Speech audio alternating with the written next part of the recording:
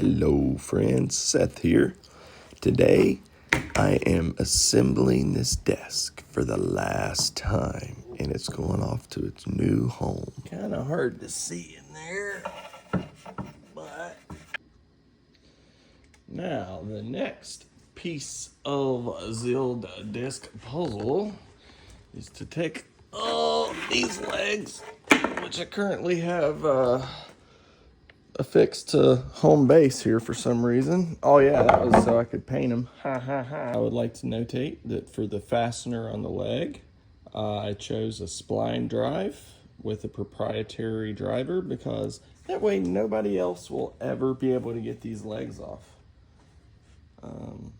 They could get the box off because that's just got T30s in the other part. But that's better. Nothing to it but to do it.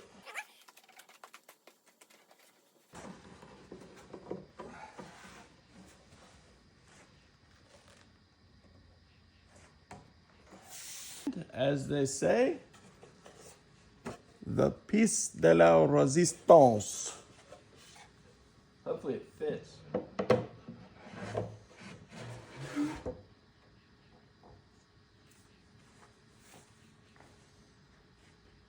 Wazoo.